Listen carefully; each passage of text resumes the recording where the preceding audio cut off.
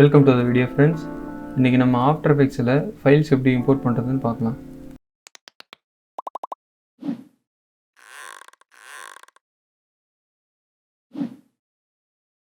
எல்லா ஃபைல்ஸும் நம்ம after எஃபெக்ட்ஸ்லேயே create பண்ண மாட்டோம். ஒரு சிலர் க்ரியேட் பண்ணிக்குவாங்க கம்ஃபர்டபுளாக இருக்கவங்க. பட் வந்து மோஸ்ட்லி ஃபோட்டோஷாப் இல்லை இல்லுஸ்ட்ரேட்டரில் தான் வந்து ஃபைல்ஸ் எல்லாம் க்ரியேட் பண்ணி அதை தான் இங்கே எடுத்துகிட்டு வந்து எடிட் பண்ணுற மாதிரி இருக்கும். இப்போ ஃபோட்டோஷாப் எப்போ யூஸ் பண்ணுவோன்னா, நம்ம ஒரு வேளை இமேஜஸ் அதிகமாக யூஸ் பண்ணுறோம், இல்லை நம்ம ஒர்க் பண்ணுற வீடியோவில் வந்து ஹேண்ட் எஃபெக்ட் மாதிரி இருக்கணும், இல்லை டெக்ஸ்சர்ஸ் அதிகமாக இருக்கணும்னா ஃபோட்டோஷாப் சைடு போவோம்.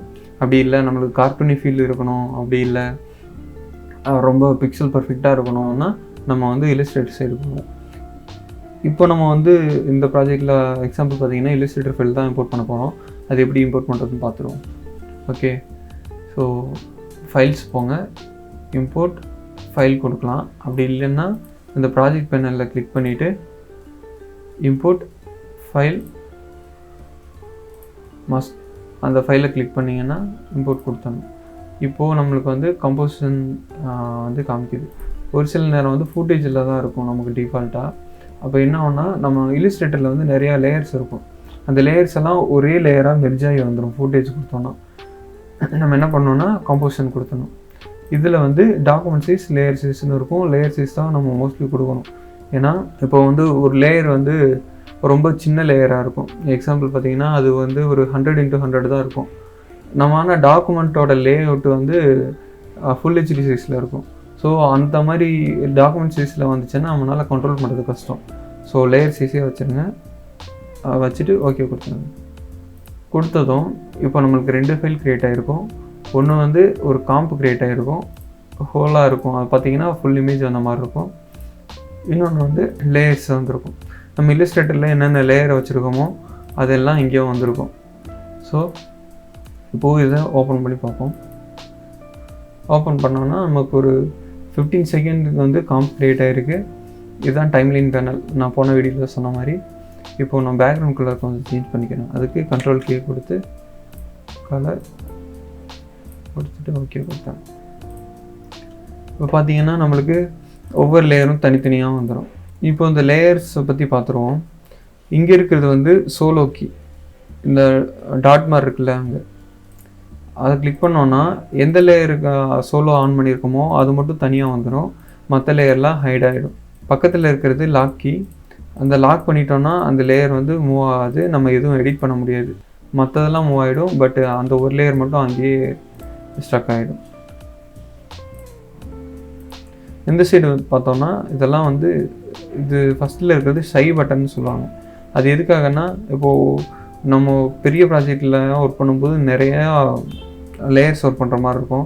ஒரு சில லேயர்ஸ் வந்து ஒரு டைம் எடிட் பண்ணிவிட்டு அப்படியே விட்டுருவோம், நம்ம அதை தொடவே மாட்டோம். ஸோ வந்து அது நமக்கு தேவையில்லாமல் ஸ்பேஸ் தான் ஆக்குபை பண்ணிகிட்டு இருக்கோம்.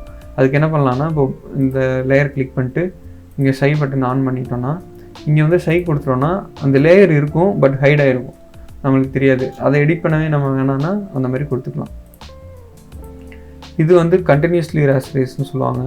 இப்போது எக்ஸாம்பிள் பாருங்கள், பாடி இது இருக்குது, சோலோ பண்ணிட்டேன். அதை வந்து நான் 100 ஸ்கேல் வந்து 100ல் இருக்குது. இதை நான் ரொம்ப பெருசு பண்ணிட்டேன்னா அது வந்து பிக்சலேட் ஆகும். இந்த இடத்துல பார்த்தீங்கன்னா தெரியும். அப்படி ஆகக்கூடாதுன்னா இந்த கண்டினியூஸ்லி ரேஸ்ட்ரைஸ் பட்டன் கிளிக் பண்ணனா இது வந்து பிக்சல் ஆகாது. இல்லுஸ்ட்ரேட்டர் ஃபைலுக்கு மட்டும்தான் இது. இப்போ ஃபோட்டோஷாப் ஃபைல்னால் வந்து அந்த சைஸ் தான். இல்லுஸ்ட்ரேட்டர் வந்து நம்ம வெக்டார் பேஸ்டு, ஃபோட்டோஷாப் வந்து இமேஜ் பேஸ்டுனால இல்லுஸ்ட்ரேட்டர் ஃபைல் வந்து பிரேக் ஆகாது இந்த பட்டன் கிளிக் பண்ணிட்டோன்னா. இது வந்து மோஷன் ப்ளரு. இப்போது நம்ம மோஷன் ப்ளர் இந்த வீடியோவில் யூஸ் பண்ணுறோன்னா இது கிளிக் பண்ணிக்கலாம். இது வந்து அட்ஜஸ்ட்மெண்ட் லேயருக்காக. இது அட்ஜஸ்ட்மெண்ட் லேயர் என்னென்னா, இந்த கீழே இருக்க இது அட்ஜஸ்ட்மெண்ட் லேயரை செட் பண்ணிட்டோன்னா கீழே இருக்க எல்லாத்துக்குமே வந்து இதில் கொடுத்துருக்க எல்லா எஃபெக்ட்டுமே அப்ளை ஆகும். அதுதான் அட்ஜஸ்ட்மெண்ட் லேயர். இது வந்து 3Dயாக கன்வெர்ட் பண்ணிக்கலாம் அந்த லேயரை. இப்போது 3Dயாக கன்வெர்ட் பண்ணோன்னா எக்ஸாம்பிள் பாருங்களேன், ஓரியன்டேஷன் இருக்குது. இது 3D ஸ்பேஸில் எப்படி வேணாலும் ரொட்டேட் பண்ணிக்கலாம், மூவ் பண்ணிக்கலாம், அந்த மாதிரி இருக்கும். பட் வந்து நம்ம 2D லேயர்ஸை அப்படி பண்ண முடியாது. இப்போ ரொட்டேஷன் பார்த்திங்கன்னா 2D லேயருக்கு ஒரே ஒரு ரொட்டேஷன் தான் இருக்கும். பட் வந்து 3D லேயருக்கு XY Z 3 ரொட்டேஷன் இருக்கும். இதெல்லாம் டீட்டெயிலாக போக பார்ப்போம். தென் வந்து இங்கே பேரண்டிங் ஆப்ஷன் இருக்குது. பேரண்டிங் என்னென்னா, இப்போது பாடி இருக்குது, பாடியோடு சேர்த்து எனக்கு தலையும் மூவ் ஆகணும். ஆனால் தலையும் நான் தனியாகவும் கண்ட்ரோல் பண்ணணும் அப்படின்னா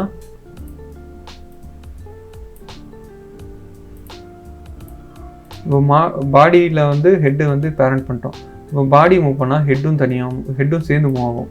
ஆனால் ஹெட்டு தனியாக மூவ் பண்ணோன்னா ஹெட்டு மட்டும்தான் மூவ் ஆகும். இதுதான் பேரண்டிங்கு. டாகுல் ஸ்விட்சஸ் கொடுத்தோன்னா நம்மளுக்கு இன்னும் சில ஆப்ஷன் ஓப்பன் ஆகும். என்னென்னா, இதில் வந்து ஃபோட்டோஷாப் யூஸ் பண்ணுறவங்களுக்கு தெரியும், நம்ம இந்த ஸ்க்ரீன் மோடு, அந்த மோட்ஸ் இருக்கும், டிசால்வு, டார்க் அண்ட் மல்டிப்ளேலாம். இது அப்புறம் இது வந்து மேட் கொடுக்கறதுக்காக நம்மளுக்கு, இதுவும் நம்ம பின்னாடி பார்ப்போம். இப்போ வந்து இந்த பட்டன் பார்த்துருப்பீங்க, எக்ஸ்பேண்ட் ஆர் கொலாப்ஸ்ன்னு இருக்குல்ல, இது வந்து நம்ம அந்த 3D லேயரு, ஷை பட்டனு எல்லாம் அதில் வரும். இல்லை டாகுல் ஸ்விட்சஸ் மோட் கொடுத்தோன்னா லேயர் மோடு, அப்புறம் வந்து இந்த ஆல்ஃபா மேட்டு, அலூமா மேட்லாம் ஓப்பன் ஆகும். நமக்கு வந்து இங்கிருந்து கிளிக் பண்ணோன்னா நமக்கு டைமிங் டியூரேஷன்லாம் க்ரியேட் ஆகும். இது நம்ம மோஸ்ட்லி யூஸ் பண்ண மாட்டோம், க்ளோஸ் பண்ணிக்கலாம். இதை வந்து டாகுல் ஸ்விட்ச் கொடுத்தோன்னா அது மாறும். இதுக்கு ஷார்ட்கட் வந்து F4. இல்லை நமக்கு ரெண்டுமே ஒரே டைமில் ஓப்பனாக இருக்கணும்னா இந்த 2 பட்டனுமே கிளிக் பண்ணிக்கலாம், ரெண்டுமே ஓப்பனாக இருக்கும். ஆனால் நமக்கு ஸ்பேஸ் தேவையில்லாமல் அடைச்சிட்ருக்கும். ஸோ ஒரு பட்டன் மட்டுமே ஒரு டைம் கிளிக் பண்ணிவிட்டு நம்ம டாகுல் ஸ்விட்ச் கொடுத்தே நம்ம யூஸ் பண்ணிக்கலாம் மோஸ்ட்டாக.